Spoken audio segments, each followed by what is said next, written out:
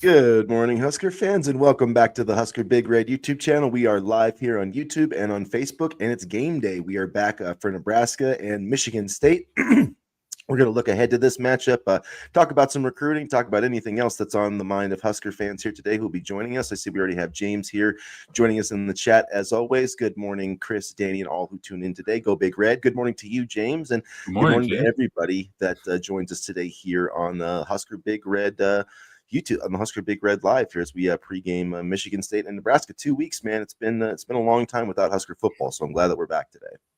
Yeah, I'm glad we're going to have something else to talk about after today. Hopefully a win. And good morning, James. Good morning, everybody. James always seems to be up and ready for these, more so than I am some days. So good on you, James. We appreciate it. But I'm very excited for this game.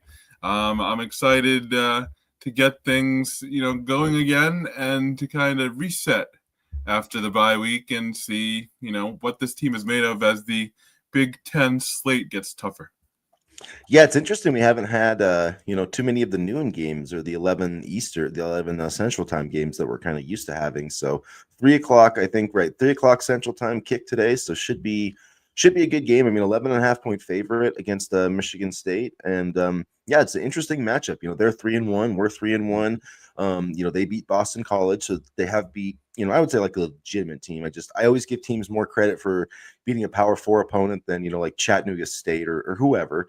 But they did lose their Big Ten opener 45-31 to USC. I mean, the USC put up a ton of points. Well, we lost obviously 30-27. So I feel like both programs, Jonathan Smith in his second year, I feel like this would be a huge win for him. He's looking for kind of that signature moment, like sort of like Matt Rule is, and that win's not going to come today for Matt Rule, but I've mentioned it before. He's been really good in these games, and I have to correct myself because he did lose the one to UCLA last year, which was like, if you could say there was one bad loss of the Matt Rule era, it's probably that one right now. But for the most part, he's won these games where Nebraska's been the favorite, and so that's kind of my expectation today. Is I think Nebraska will find a way to get it done.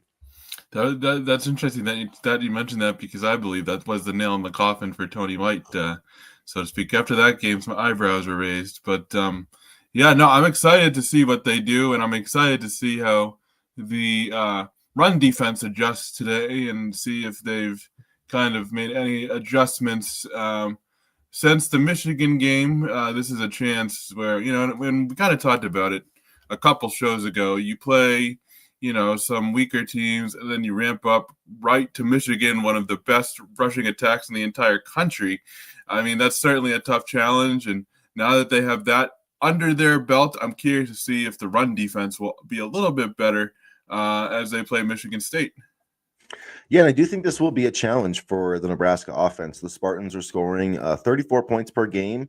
Aiden Childs, he hopefully I'm pronouncing that right, but he's completing 68% of his passes, 9 touchdowns, 1 interception. So 217 yards per game. He's rushing for like 34 yards per game, but I mean, he's also been sacked, quite a few times. So sometimes just because a quarterback can run doesn't necessarily mean that they're going to avoid sacks. Sometimes that leads to more sacks. They just won't get rid of the ball. Not that I've seen that with him, but I do think that a little bit of that exists with him. He's been better at it this year than he was last year. He's also been much better at taking care of the ball, sort of like Dylan Raiola. I really feel like this matchup comes down to these two quarterbacks and which defense can make them more uncomfortable. Because I do feel like there's going to be some points scored at Lincoln Memorial Stadium on Saturday. And I do think it comes down to, honestly, the offensive line, because if you want to score points, you need to give Dylan Raiola time. And, the offensive line struggled against Michigan. Now, again, you ramp up from Little Sisters of the Poor to Michigan, you're going to have some troubles. And so I'm very curious to see how they block today. And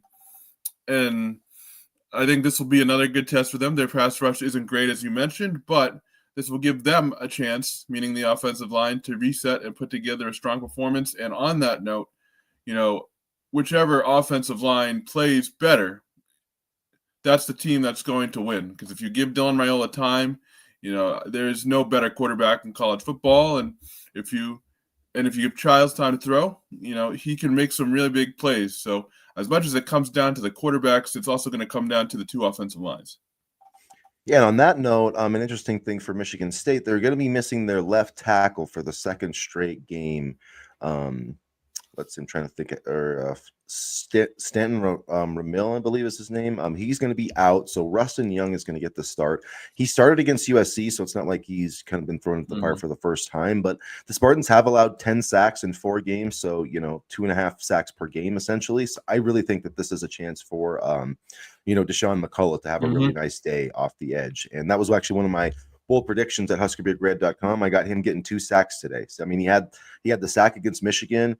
And I just feel like he's really been ramping up. And you look at some of these transfer portal additions, I think he's been one of the best that they've landed. And you can see why Nebraska got him and was like, hey, let's get this guy let's make this guy a pass rusher, because that's he can really do it off the edge. He can bend off the edge.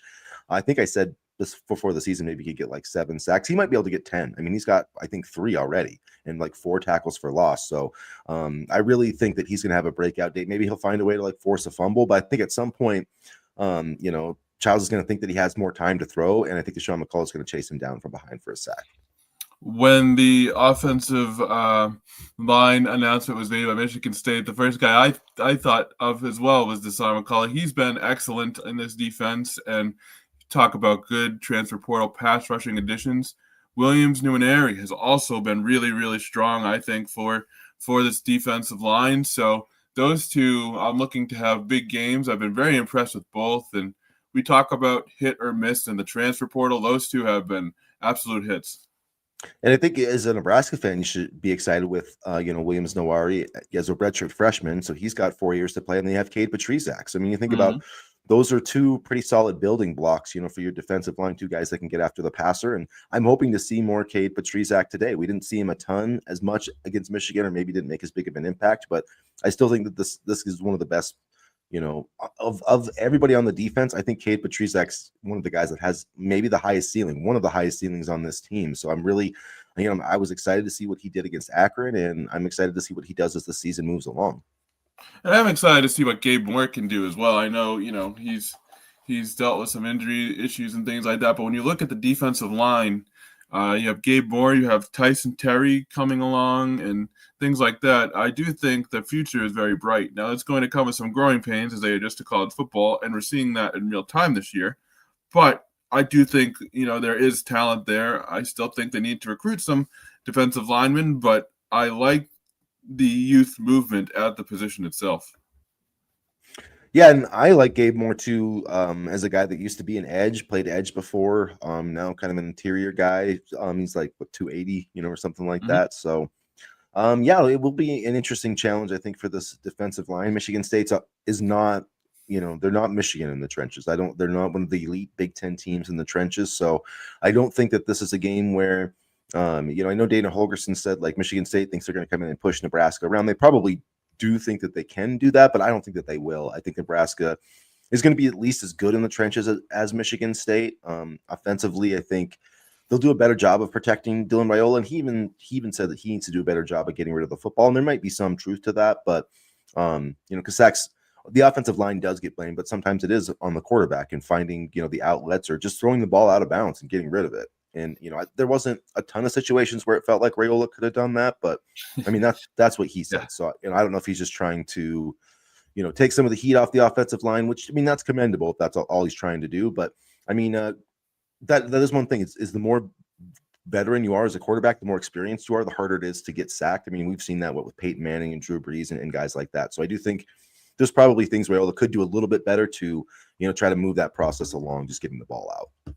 Yeah, and I do think it was commendable because I heard the quote as well, and he basically said, hey, it's not all on them, it's on me. But, quite honestly, the Michigan defensive line was giving him a lap dance 2 seconds into the play, and he couldn't even get the ball off half the time. So I am looking forward to a much better game for the offensive line. And one of the things that I do want to see, and somebody brought this up to me on social media, is maybe a little bit more quicker, drawn up plays offensively. Like I remember against Houston Christian, there was a bubble screen to Ja'Cory Barney where he scored his first receiving touchdown.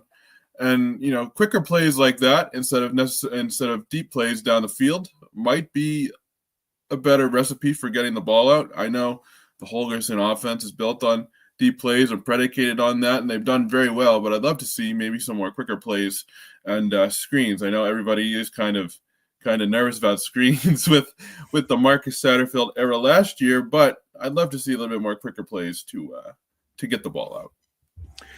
One thing I did want to mention, we've been talking about offensive line and stuff. I don't know if you've seen this, but Sean Callahan's been reporting that Elijah Pritchett is going to get the start at left tackle today for Gunnar Gatula. Now, I don't know. Here's my thing with Gatula. I always, he started, or I guess he didn't start at right tackle, but I've always thought that he would be a better right tackle. So that does open the question up for me. Like, is there a chance that he could, replace Teddy Prochazka? Like, could there be a rotation there, or is Gatula just going to be kind of the backup swing tackle at this point? I do think that Pritchett is Nebraska's best pass protector when, he's got everything kind of tightened up mentally with the penalties and all that. So hopefully, he's past all that false start stuff. But I do feel like just, pound for pound, he is Nebraska's best pass protector.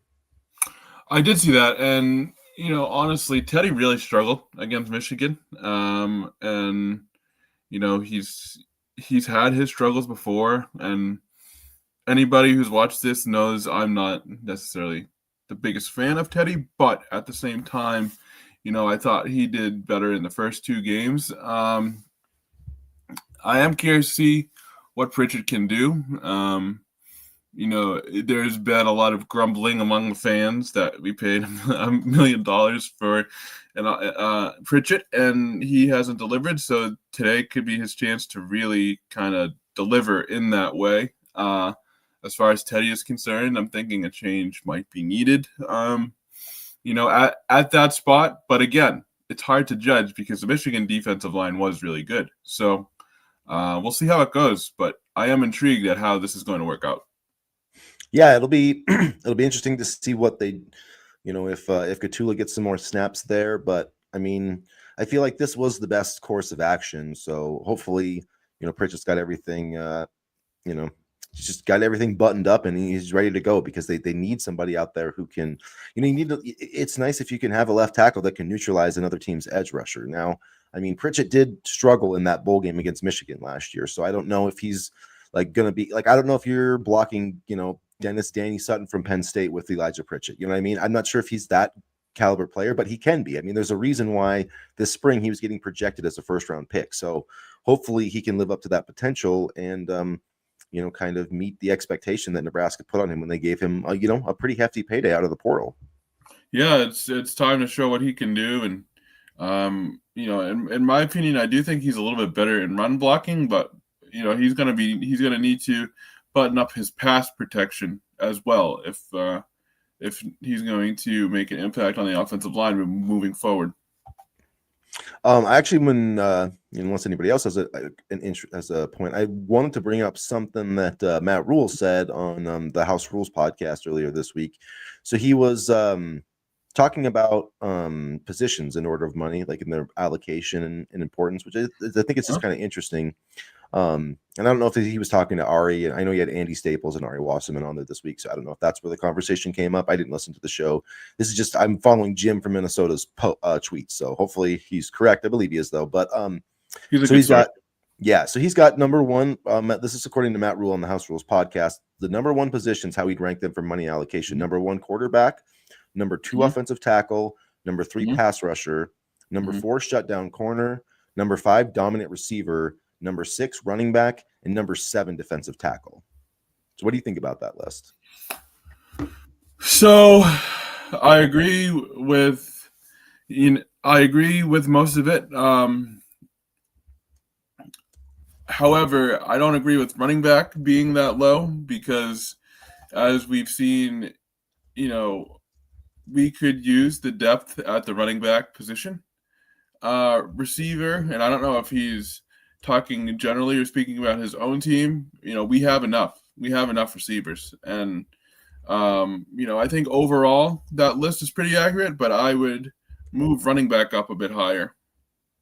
So here it is, just to give you a visual. This is what Matt Rule, this is the ranking of importance. Make sure I got this right. Quarterback, tackle, pass rusher, shutdown corner, dominant receiver, running. Okay. I mean, I for the most part agree with this. I think defensive tackle needs to be way higher. I think that needs to be way, I would put that up. I'd put that in the top 5 at least. I agree with the top 2, and I agree with the top 3 actually, like edge rusher. But then honestly, I would put. I understand why he's got running back where it is, because I honestly think running back is more important than receiver, whether you're talking about this team or just overall in college football. Like, I just think, man, like it's running backs are so important. Every team that wins a national championship, it seems like, has a good running back. I mean, Ohio State had 2 good ones. Michigan had 2 good ones. Georgia, those 2 years they won, they had 2 good ones. I mean, Alabama, Clemson. Like, I just don't think you can win a national championship without having a really good running back. Maybe in the NFL you can, but college football, it's still a lot of it's still based on running the ball. And I don't know if you can like straight up, like with Nebraska's defensive tackle, like I just think you can win a national championship like that. I mean, look at Georgia again. Ohio State last year, they had 2 guys that were getting drafted. Michigan had 2 guys that were getting at defensive tackle. I mean, how many interior defensive linemen has Georgia gotten drafted over the years? So I think Basically, I would an entire defensive line at one point. So to me, honestly, I would put defensive tackle 4th. I would put cornerback 5th.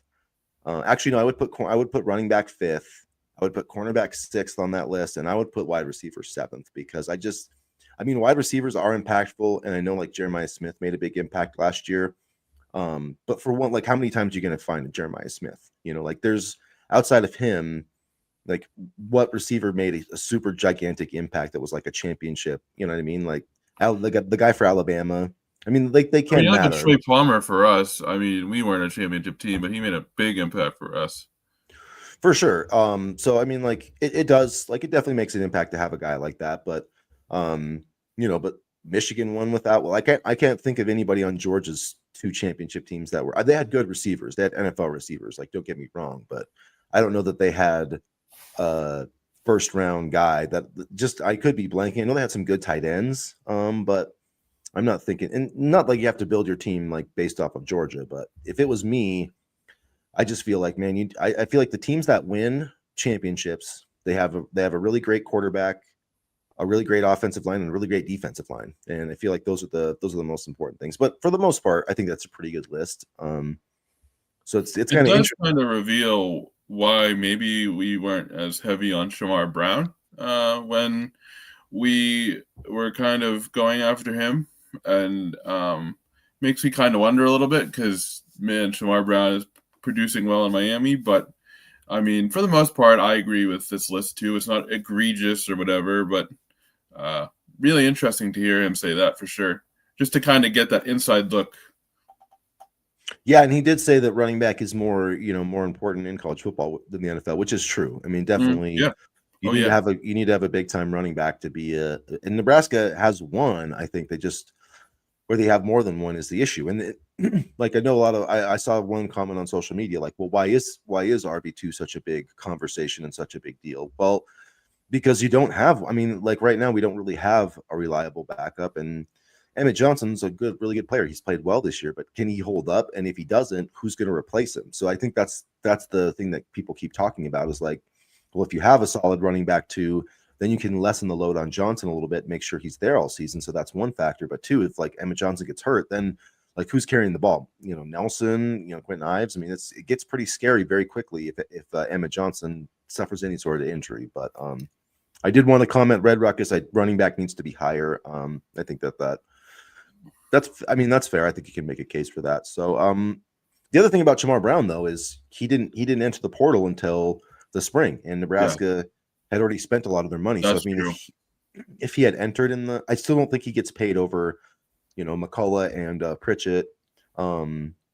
Maybe not Andrew. I don't know. Maybe not Andrew Marshall, but like Andrew Marshall's been pretty darn good this year. Yeah.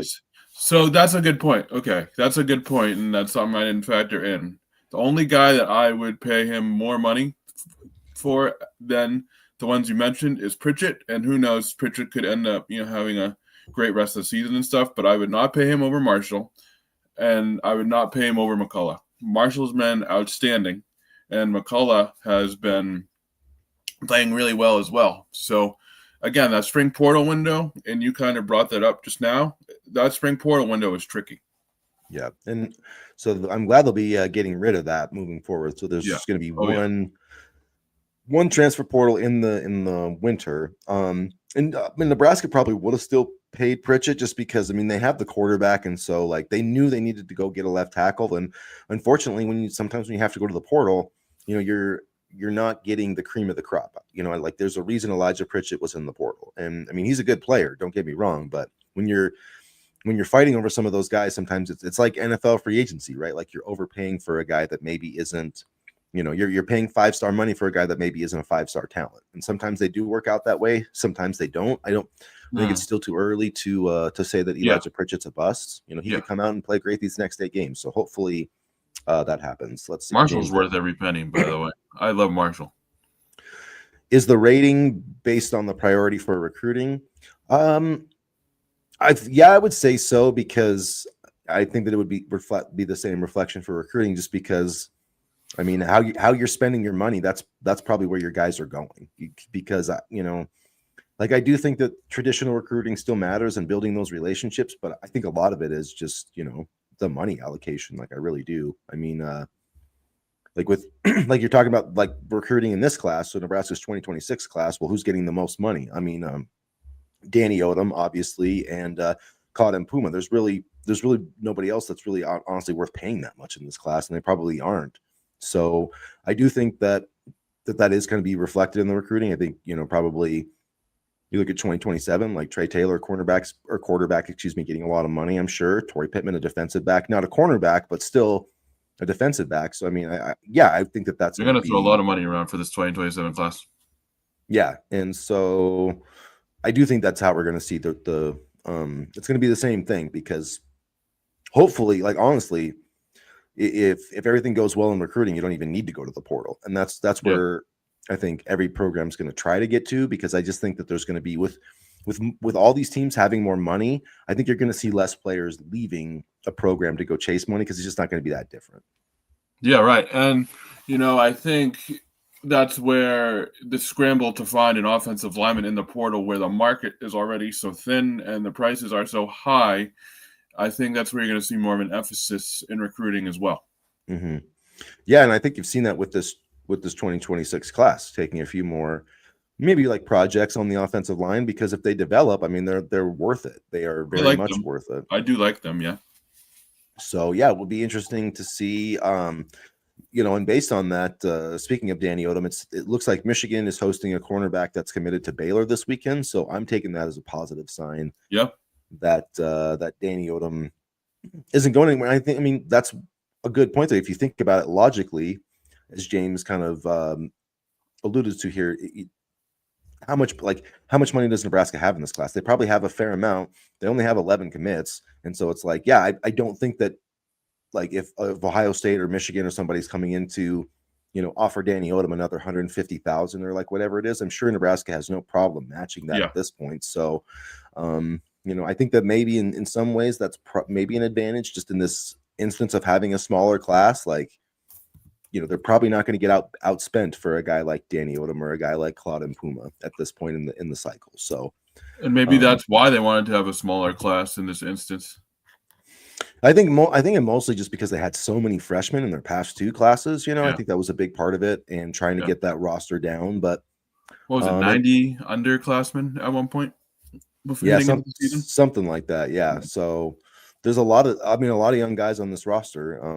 But Danny Odom would be a great player to have on here. And so I feel better about that commitment. That he did visit Penn State last week, which I didn't realize, I guess, until I was doing more research on him. So I don't know. We'll see. But I do feel pretty confident that they're not going to get outbid for Danny Odom, I guess, is my main point. I'm wondering, if they get outbid for Danny Odom, do they circle back to CJ Bruna? Yeah, we'll see how long Billy Napier's the Florida head coach, because that would open the floodgates. That would be the interesting one. Like UCLA, Arkansas, Oklahoma State, Virginia. Like none of these have really been a ton of players that, like, Nebraska. I'm sure there's some that Nebraska could recruit, but man, if you have Florida getting, like, losing their head coach, like, that's open season, because there's a bunch of blue chip dudes in that class. So and we're doing really well in Florida. So, there could be a chance there. And you mentioned Virginia Tech, and I do like, and correct me if I'm wrong on his name, but Trey Holloway as a special teams returner. I believe he was an all ACC returner in 2023. So him and Mike Eckler, I know Nebraska's been sniffing around Holloway, and I would love him in addition to the roster. Yeah, he would be a great pickup. It would be nice to have, like more of a return specialist. But I mean, the return game has been pretty solid this year. I did want to mention too before we kind of forget it, but man, the Nebraska volleyball team just absolutely crushed Penn State last night. I mean, they, like, you talk about getting revenge for the national championship, like they didn't even allow Penn State to score 15 points in a single match. Like it was a truly dominant performance. Yep. Like, yeah, so that was really, I didn't get to watch it because I was covering high school football, but I was watching on social media, and my God, like that was an absolute beatdown. So fun to see Nebraska do that, and I think that shows you a little bit of the mentality of Danny Busboom Kelly. Yeah, I mean, it's been a seamless transition so far this year, hasn't it? They very much look like a national championship team, and it was really fun to see them beat the Nittany Lions. So it'd be hopefully Matt Rule can get Nebraska back to national championship contending levels. Don't even say that, or else you're gonna get people yelling at you. We'll have a long way to go, but I do feel like this is like this is a game that Nebraska, I feel like, just needs to come on and control and win. I think I changed a little bit. I picked 38-27 yesterday on HuskerBigRed.com. I just feel like there's going to be some points scored, but I do want to see Nebraska like have the lead for most of this game and just find a. I mean, I feel like they're the better team. I just want to see them show that they're the better team today, and they need a good performance because these next two games are not going to be easy.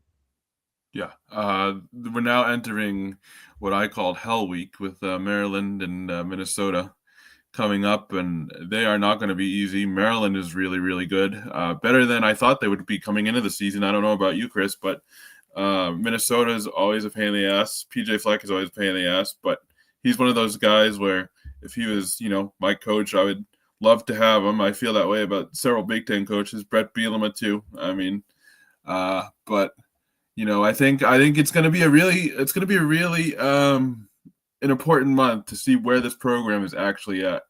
The cupcake games are gone. We're not holding their hands anymore. Now it's real Big Ten football with some tough programs, and I know November's got some really tough games as well. But obviously with Penn State and USC, but I think if they can survive this October stretch, and we've talked about this since the summer, then I think they'll be in really, really good shape. Yeah, that Maryland game though is looking much more difficult than we thought. Yeah. It'll be interesting today because Maryland is hosting Washington, who I think is also better than people realized or thought they were going to be. So that'll be a really interesting game. If Maryland wins that, they'll be 5-0 going into next week, and we'll have to go to Maryland. They got the freshman quarterback Malik Washington's been better than I thought he was going to be. Yeah. So 8 touchdowns, 1 interception. But just looking quickly at their stats, they only run for 3.3 yards per carry. So I don't know, maybe that might be, whereas like Michigan on paper was just a bad matchup for Nebraska. Maryland probably is a good matchup for Nebraska. Just like young quarterback, a team that relies heavily on passing the football, which I think Nebraska is pretty good at defending.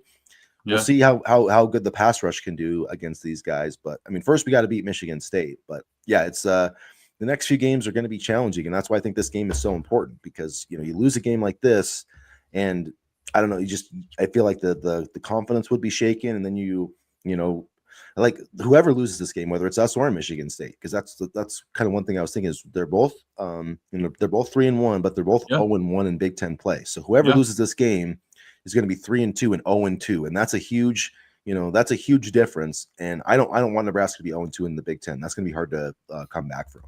Yeah, I don't want that either at all. I think both teams will be hungry. I think this is going to be – I think a lot of points will be scored, but I think it's going to be gritty. I think it's going to be physical. Michigan State games generally are. I still have nightmares about the 2021 game. And remember 2023 when some shady stuff happened with the referees, I believe it was, and we got screwed. So, I mean, there's been no shortage of excitement in these Michigan State games, and I'm really excited to get it going.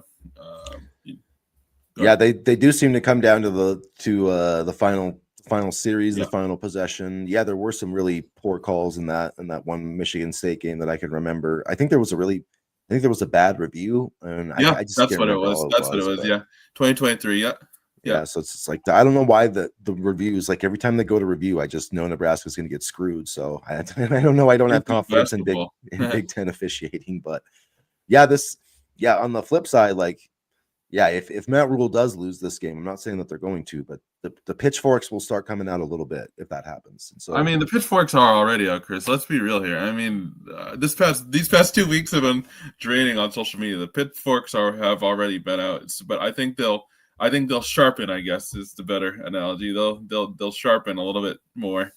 But yeah, which isn't because that's the thing is like in college football, like perception is reality, right? And yeah, you lose this game, and then it's like, oh, well, Michigan State's now Michigan because then it feels like, oh, Michigan State's at a better place than you are. You know what I mean? And everybody's going to be sitting there like, yeah, oh, how come Jonathan Smith in year two is already beat? You know what I mean? So hopefully, that's how people felt about Colorado, and yeah, now that's true. look That's at true. how look, look at how that's going. Yeah, the narrative. I mean, narratives don't always hold up. That's why you got to be very careful with football. But it's a Yeah, hard deal because it's a week to week business. So we watch 3 hours and then we all get to overreact for a week based on what we saw. You know, and it's like yep. that's just. I mean, and it goes both ways because how many times do you see a team in the NFL play a great game on Sunday and then Monday we're crowning them as Super Bowl champions? You know what I mean? And it's like that doesn't mean winning a regular season game does not mean a My damn thing. Patriots 42-13 against Carolina Panthers. We are back, baby. Now we'll see this Sunday against Yeah, the and Buffalo then Bills. but they beat the Bills. If they beat the Uh, Bills, and Drake if May they beat the has Bills, a I'm going great to start game. making parade plans. That's what's going to happen. That's going to be a really fun game, and that'll put Drake May in the spotlight on a national level. He's had a really good year, so I'm excited for that one.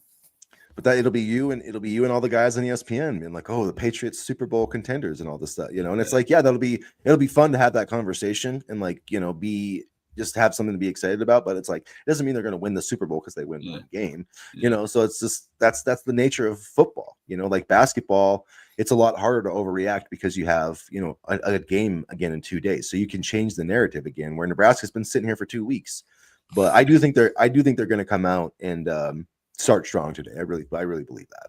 Over under 10 comments on start TJ Lateef on social media today. God, should be under. Over. Probably over. I just don't understand that. Yeah. He offers more mobility. All right, yeah, take out the quarterback that's thrown 11 touchdowns and 1 interception and put in a freshman who is really good. And I'm not saying this to disparage him, but it's like, are we watching the same thing? Yeah, there was one commenter that was like, said something, was comparing it to like a running back. Well, if your running back was struggling, wouldn't you take him out of the game? And it was like, I don't know where people thought that Dylan Raiola was struggling. I mean, he should have put up 30 points if the kicker doesn't miss a short kick. Like, I mean, and I've been saying this for a while, but Nebraska just can't run the ball in short yardage situations. And that's why they really struggle with that. I don't know. Like that bubble screen I mentioned earlier to Ja'Cory Barney, that was in the red zone because they couldn't run the ball. Yeah, and that was against Houston. I mean, even against Akron, they could not line up in a goal-to-goal situation against Akron and pound the ball in the end zone. I don't know what that is. It's weird. Yeah, like there was I can't remember. It was one of those analytic metric things, but it was talking about like how many run attempts and run success, and Nebraska is like on the low end of the spectrum in the Big Ten. So that is something that does worry me a little bit, not being able to run in short yardage. But overall, I mean, this Michigan State defense isn't that great though. So we'll see where it goes. But executing in the red zone is going to be important. And they've struggled with that. Michigan State's allowed, I think, 17 scores on 19 possessions in the red zone. Mm-hmm. They also were very bad on third down, which Raiola is really good on third down. So I just feel like this is defensively, I don't know how Michigan State's going to stop Nebraska. What type of defense do they play? Do you know? Like zone, man? I think it's mixed up. I think it's a mixture of things. So I mean, he's really good against zone. So I'm wondering. I mean, I feel like they'll probably be more man than we saw against like Cincinnati and some of these other teams. But yeah, we'll see. I think one reason why he was better against zone last year.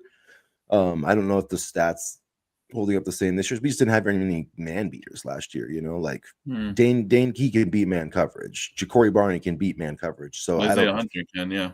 Yeah, so I'm guessing we'll probably see. I think Nebraska's probably just in general going to see more zone coverage just because they have so many dynamic. Like, I wouldn't if somebody wants to man up Dane Key and Hunter and Ja'Cory Barney, Be our guest. let's go, baby. Yeah, let's go. Now, hopefully, we can protect it.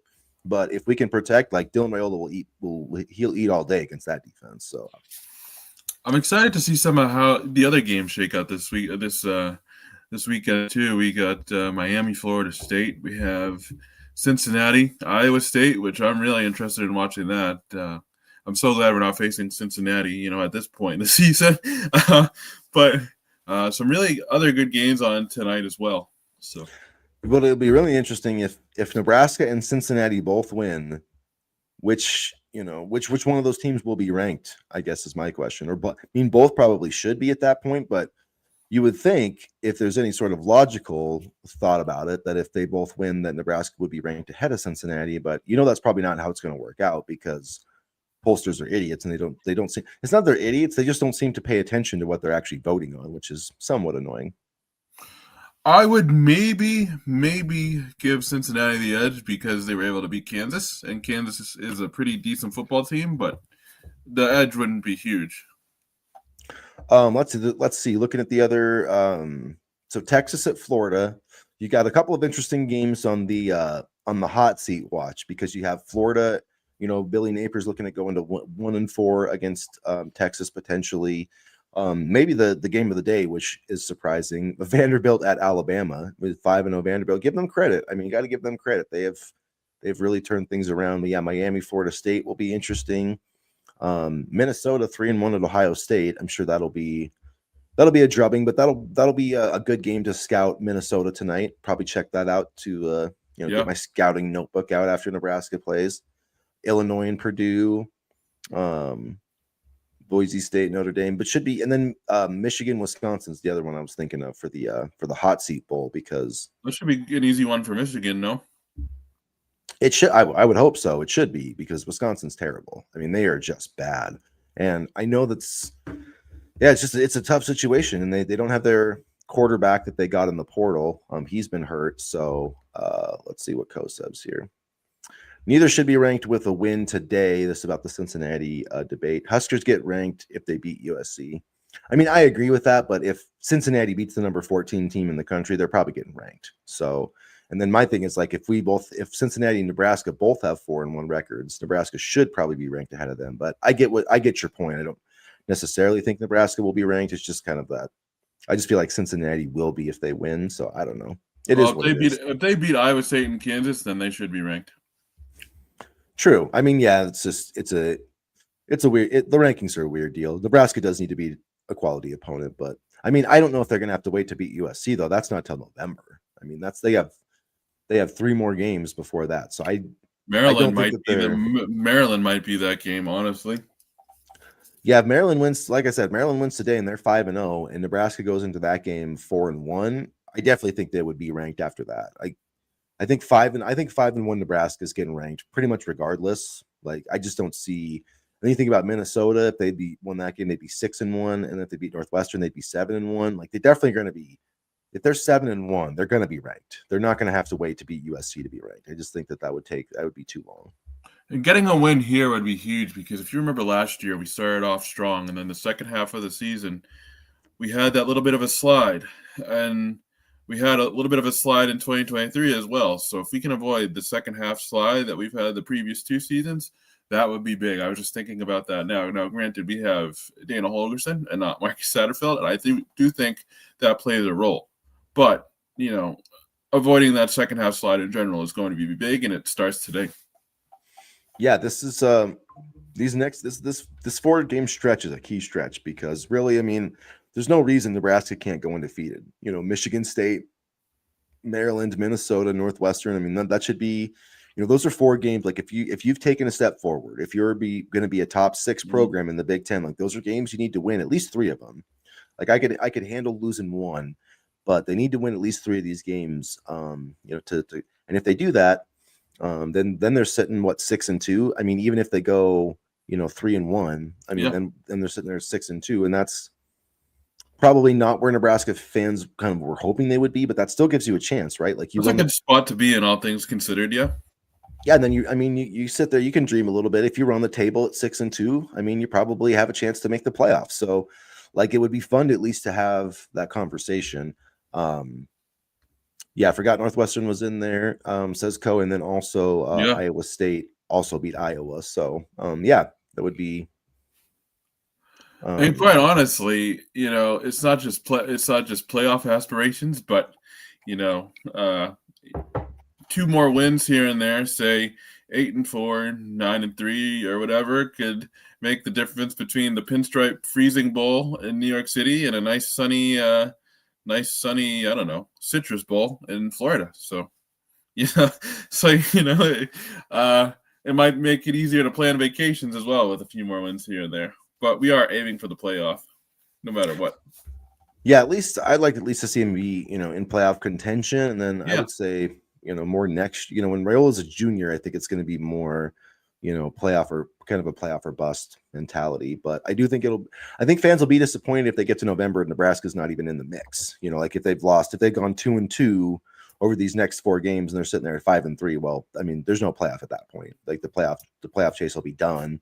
And then it will just be, like trying to win as many games as possible. So I think if Nebraska goes 2-2 this month, fans are going to be not happy with Matt Rule, and they probably shouldn't be. No, I don't think they will be happy. I'm kind of just like I would kind of be, disappointed as well, but I mean, it would still be a decent season. And I was just looking up Trey Taylor's statistics so far this season. Speaking of quarterbacks in the future, 1,158 passing yards, 18 touchdowns, and 2 interceptions. He's been on a tear this year so far. He's looking really, really good. I don't know if you've seen some of his highlights on social media. Yeah, no, I'm really excited with how Trey Taylor's looking. So that's good. I actually haven't looked up the 2026 schedule, so I'm trying to do that right now. Yeah, let's take a look. I'll pull I it know up. it's not fully announced. I'm guessing they have the opponents for Nebraska in 2026. All right, here we go. I mean, probably not easy, but the Big Ten schedule is just not easy anymore. Oof. So Ohio, Bowling Green, and North Dakota. Those are the non-conference games. Pretty easy, right? So Iowa, Illinois, Michigan State, Indiana, Maryland, Ohio State, Oregon. I don't think this is actually that bad. I mean, at Illinois, yeah, that's a tough game. At Iowa, I mean, three tough road games, yeah, at Oregon. But I mean, that's just like you got to win those. You got to win some games. Like you have to find. I mean, Oregon just won at Penn State. Like you just got. Yeah, if you're going to be a Big Ten program, you got to find a way to do that eventually. And like, yeah, Illinois and Iowa are tough games, but you should be able to win one of those two. You should be able to on the road win one of those two. Say you lose at Oregon, probably gonna have to beat Ohio State at home. Like that's just you do that, you're in the playoff. I think it's cool that we get Washington at home. That's a obviously different opponent than we would normally see at home. Yeah, and they're going to be good too. They're going to be good next year too with Damon Williams and I'm blanking on their coach's name, but he's Jed Fish. He's a really good coach. So former Patriots guy. Yeah, I mean, like, look, there's not Indiana at home, which that's going to be a tough one too. So yeah, it's a tough schedule, but if this team is going to be what we think they're going to be, then I would say that it's it's negotiable. But yeah, Indiana, Iowa, Oregon on the road, Ohio State, Maryland, Indiana at home. That is tough. No question about it. But it's just it is what it is, man. Like I feel like every year in the Big Ten is going to be a tough schedule almost. So Nebraska We'll have to see how those rosters shape out too. A lot of time between now and then. Yeah, like Illinois. I know Illinois looks really good right now, but they're not going to have Luke Altmaier next year. So I mean, yep. Are they going to be a top 25 team again? Who knows? I mean, Iowa's still Iowa. I mean, Indiana's looked really good these past couple of years, but yeah, I mean, we don't know exactly what they're going to be like next year. But at the same time, like you got to start beating some of these teams eventually. So yeah, it's this year and next year, I think are going to tell the story of the Matt Rule era, though, because if we can't find a way to win enough games with Dylan Raiola, like that's going to make it tough, I think. Yeah, I agree, and I think this game right here is really pivotal one for that reason. If they win here, it could set up a positive trajectory for the rest of the season. And it would be nice to get some more wins, get some more recruits in this class, in this 2026 class if they can. They got Josiah Teasley, the Virginia commitment, visiting this weekend, 6'4", wide receiver, 180 pounds. So that would be a nice commitment if they could flip him. Penn State just hosted him for a visit last weekend. I know we don't need a ton of wide receivers, but it's hard to turn away a guy who's 6'4" that can run 4.5 and has that type of athleticism. And quite honestly, we do kind of still need wide receivers because one injury and the entire room changes. I mean, look at poor Demetrius Bell, for example. I mean, I think Rule said something about him this week. Was it that he is working his way back? Yeah, he is working his way back. I think he had another kind of setback, and so he's still going to be working through it another week or two, it sounded like. So just because you have the bodies doesn't mean they'll be able to contribute right away. So more depth there, the better. And I know it looks like we have a lot, but that room can unfortunately get thinned out pretty quick. Yeah, and you lose Dane Key after this year, obviously. Yep. So you're going to need more bodies. Next year will be still really interesting with Barney and Isaiah Hunter Mills. Pulled hamstring is what Co says on Bell, I think. Larry Miles, maybe. Who knows? I mean, yeah, Larry Miles contributions. I think Quinn Clark is the guy I have my eye on next year. Is well, I would say Quinn Clark and Cortez Mills. I think Barney and Hunter are obviously going to probably be like the starting guys, but wouldn't shock me at all if Quinn Clark kind of took that that job that Dane Key is going to vacate when he graduates. Because I just think, I think Quinn Clark's had a catch in every game this year, and he's a freakish athlete. In terms of pure athleticism, he might be as good an athlete as there is on this entire roster. That kid's a freak. And he's from Montana. I know him very well, but he's actually played better than I thought he was going to. And so I don't know. He's a guy that I think has a chance to reach his potential with Nebraska. That's still a pretty good wide receiver room, even with Key's departure. I'd still feel very comfortable with that room. And hopefully they can get something out of Carter Nelson. There's also Keelan Smith. Yeah. And Demetrius Bell at some point. But yeah, I think and probably, go into the portal if they need to. But they probably have other fish to fry. Bigger. I don't think it's as big a need as it was last year. But Key and Hunter have looked like portal hits so far. Yeah, and Barney might still be our best receiver. So, he's been and that's not a knock on the wide receiver room at all. He's just, I can't get over how small he, not small, but how he's more of an elusive player, and he takes all the hits, gets right back up, and is able to produce at a high level. And that's the thing, if you bring in a guy like Holloway from Virginia Tech, you can limit the hits on Barney in the kick return game and just have him focus on wide receiver. Yeah, and he's been dynamic as heck as wide receiver. He really played well against Michigan. 2 touchdown receptions, I'm pretty sure, in that game, right? Yeah. Okay. Yeah. So, really, and man, for a guy that hasn't, didn't have a touchdown receptions, he got 3 in his last 2 games. So, really like what I'm seeing from him.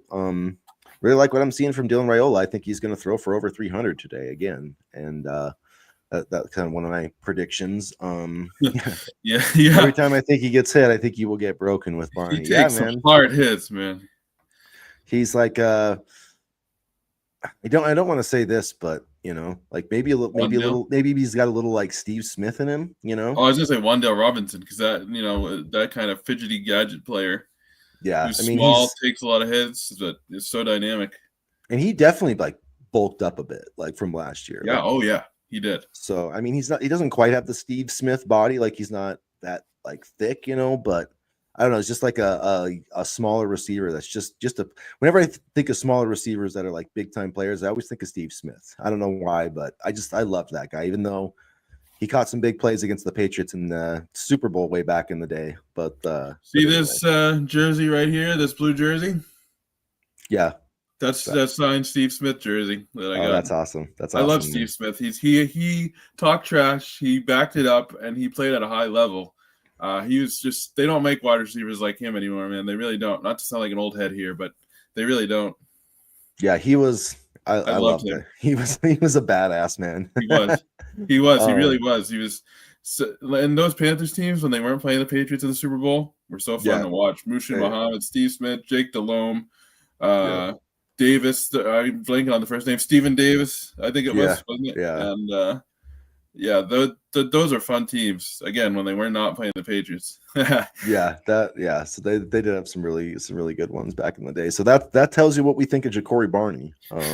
We think pretty highly of him. So Yeah. yeah, I love that guy. And you know who else I love Cortez Mills. He's going to be a superstar. And that I'm just wondering, like, we never really talked about this, but the RB2 thing, like, Yeah, let's talk about it. when Holgerson, like, yeah, what does everybody in the chat throw in the chat what you guys think the surprise is going to be at RB2? We know Pritchett's going to play left tackle, but what in the world are they talking about with RB2? Is it's like a full, but they're going to like reinvent the fullback? They're going to create a new position. Like, is Jamarian Parker going to come in and just be so good that we're going to be like, I don't know what these guys are. Teddy Like, that was, Prohaska at RB2. I mean, Alabama was throwing passes to oh my gosh, the Iowa guy. I can't remember his. Why do I Caden forget names? Proctor. Yeah, did you see he caught like a Yeah. screen pass last week? That was funny. I mean, the Patriots themselves have put players in positions and have pretty good receivers. I think Mike Vrabel has like 5 touchdown catches. So it's like whatever gets it done. You know? That I love the old Vrabel touchdown pass. But yeah, I do too. But yeah, I don't know what if it's going to be Vincent Genatoni. I thought, like, is Cortez Mills going to get some run in the backfield? Are we going to see Mosey? I don't know what what do you think it's going to be? I'm thinking it's going to be one of two. I think it's going to be either Genatoni or they're saving Jamarian Parker. Because I posed the Jamarian Parker question earlier this week, and some said no, some agreed with me. But I think Jamarian Parker's ready. That's what I think. I think so too. This is interesting from Co. Were they thinking Bell would be back when it was said, and then he got injured? Maybe that's possible because he's kind of a shifty, return guy. But I'm thinking. I guess I'm not thinking. I'm hoping. I've had my fingers crossed all week that it's Jamarian Parker just getting healthy, and that this dude's like, they're like, no, this guy's really good, and that's like, and that's what it is. And so we're just gonna see him just like kicking ass on Saturday, but it's probably something else. And at the end of the day, I think the running back that we're going to be talking about after this game is Emmett Johnson, because I think he's going to have over 150 total yards against Michigan State. Yeah, that's all we have right now. I mean, who else are we going to talk about? Amon Green's not walking through the door. Johnny Rodgers is not walking through that door. So we pretty much have Emmett Johnson, and that's it. Unless Jamarian Parker comes in, and if he does come in, that would be huge. That would immediately bolster the depth in a huge way. Are they going to give Mosey an actual chance back there? That's a good question too, because honestly, all the chances they've given him are like kind of trick plays, and then he gets stuffed, and he really doesn't have a chance to just run straight like through a hole. It was like, I remember they gave him one carry against Cincinnati, and it was an outside zone, and it just got blown up. And so it's like, I mean, I get it, but he deserves more than that. I agree. Rule was concerned about the wind earlier this week. Yeah, it is supposed to be windy today, maybe a fullback. I did think about that. They've been talking about Genatoni, so I don't know if they're thinking short yardage, because they have struggled to run in short yardage situations. He's really fast too, isn't he? He is really fast. Yeah, he's a linebacker. Yeah. So like he's he's not like, he can block. Like, I would not put that from Montana. He played, he was on the Montana roster for a couple of years, and then transferred. You cover him at all, or no? I don't know where he came. I don't know where he went from high school. I don't think he's from Montana as a high school player, but he just went and played there. But yeah, he's a freakish athlete, and so I don't know. The wind, I am worried about the wind though, especially like both teams want to throw the ball, and I kind of forgot about that, James. But it's supposed to be. I think I saw like there could be 30 to 40 mile per hour gusts of wind. Did you see that? I didn't see that. I saw it was going to be windy. 30 to 40 miles an hour. No, thank you. Do you remember so this was 2019 or no? Yeah, 20. Yeah. The first year that Frost was hired. So was that 2018? Yeah. So 2018, when Michigan State, when they had D'Antonio, it was like the biggest win Scott Frost ever had when we went 5-7 that year, I think, or 4-8. But anyway, we did beat Michigan State. It was like Barrett Pickering, right? 9-3. Yeah, Barrett Pickering hit 3 field goals, and that was the day when I was like, all right, Scott Frost can do this. And then we lost to Iowa. But anyways, that's what the weather forecast reminded me of, is that crazy day. And according to the game day forecast, 30, 40 mile per hour winds, temperatures in the mid 80s. So things should be looking good, but could be a crazy windy day. I wouldn't be surprised if we don't see Kyle Kinnanen much today because of those winds. Like if it's a short yardage situation, I wouldn't be surprised if they went for it a couple times. So both teams rely or lean on the passing game. So who has the better O-line running back? I think it's Nebraska. Yeah. Michigan State does have Mekhi Frazier. I'm probably mispronouncing his name, but he's solid. He's averaging 4.7 yards a carry. But basically, Michigan State was under 4 yards a carry against Maryland and Alabama. I'm not Alabama, excuse me, USC. So, like, I don't know how great they're going to run the football, and I think that Emmett Johnson, I think he's going to have a big day. And they defensively, Michigan State's giving up 4.2 yards per attempt. So, like, I think that they're going to win in the trenches. I think Emmett's going to run for over 100 yards today, and even if it is windy, just feed it to him. Too bad. I wonder if they're doing balloons today. Probably not, right? I was gonna say. I don't know. Yeah, probably balloons would be funny. Maybe they're just bringing them back for good. I don't know. I mean, I like the balloons. I know some people don't, but I like them. I like the balloons. I mean, yeah, it's probably not the best thing for the environment, but whatever, it's fun. Yeah, it's not going to end the world. No, I think honestly, it'll still be pretty loud, and I'm glad this game. I'm glad this game is at home because I don't like playing Michigan State on the road. I remember the Michigan State game in 2019 was pretty loud, but that was fans were really because this was right after Michigan State went to the playoff, and they were winning Big Ten titles, so it felt like a big game. So I don't know. I would think so, but I hope that the fans bring that same energy that they had for the Michigan game. I hope they bring that today. Oh yeah, for sure. I mean, they always do, right? They do, yeah.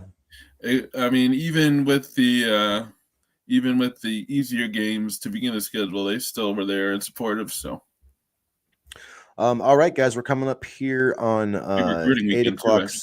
Big recruiting weekend on 8 o'clock Central Time here. So let's have prediction time. So throw out your predictions in the chat. Remember, Nebraska is an 11.5-point favorite. I got Michigan State covering just barely 38-27. I just feel like they're going to score enough points to cover, but I'm confident Nebraska's going to win this game by double digits. Yeah, I'll have 30-17 Nebraska.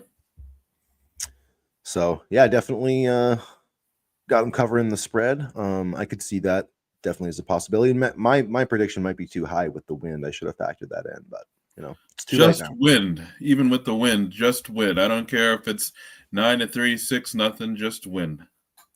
Yeah, because the narrative, the narrative might even, if it's an ugly win, people might be mad, but a win's a win. So 21-14 over has Nebraska winning. I could see that. I hope it's not that close. I really yeah. I really hope it's so weird too. How many times you ever see, a 21, a clean, no field goals game? That would be interesting.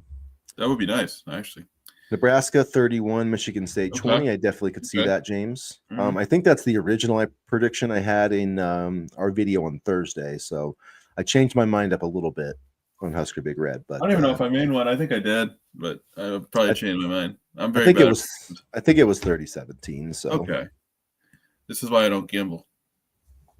I went clean like that because of the wind. Yeah, it's not going to be it'll be interesting too, because that's not really telling us if that's a crosswind. Because man, if that's a wind that's not at your back or in your face from a kicking perspective, that's going to make it really interesting with some of those field goals. I could see a game where we see maybe 1 or 2 field goals, but total combined for teams, and they go for it a little bit more. I do like that Matt Rule's been going. I like that he went for that 4th and goal against Michigan. And it paid off. But the one against Cincinnati when it was 13-10 and we didn't because man, who gives a crap about being up 6 points? The only thing that being up 6 points will get you is a 1-point loss. You know what I mean? Yeah. So I mean, Lane Kiffin does that a lot too. Go for it, and that's why I like Lane Kiffin as well, because he's ballsy when it comes to 4th downs. But I do like that we've been going for it more. And I shouldn't get into this tangent, but one thing I do like is I wish that teams would do more when you're up by 1 point. I see this happen all the time. And if it's 14-13 and you score, go for 2. Go for 2, man, because then you're up 9, and if you miss it, you're still up by 7. Like they're not gonna, I saw John Harbaugh do it once in the NFL, and I was like, yes, that's what you need to do. So anyway, I feel like Matt Rule might do that. I feel like he's been I've liked his aggressiveness with his game management decisions. I'll say that. Yeah, it's been a lot better. Like that aggressiveness is really shown this year, and I think it helps when you have an offensive coordinator that you believe in too. Well, I mean, and a not to say quarterback. they didn't believe in Satterfield, but I think I think Dana makes things a little bit easier. And then I think, 2 years ago they didn't have a quarterback, and then last year they had a freshman quarterback who they believed in, but now I think it shows he's calling the game like he really believes in Dylan Raiola, which he does. So I think that's a good thing for Nebraska. Well, the leap that Raiola has made, and you mentioned it early in the show, has been really impressive. He's been much quicker getting the football out, much better with his decisions. He doesn't really put the ball in harm's way too often, and he's been really, really good at processing the game and making his reads a lot quicker. I agree. So hopefully we will see that again on Saturday. Because of the win today, maybe for both quarterbacks. Maybe, yeah, it could be. All right, guys. Well, thanks for hanging out with us. If you haven't already, please hit the like button, hit the subscribe button, throw your predictions in the chat, and as always, go Big Red. Go Big Red.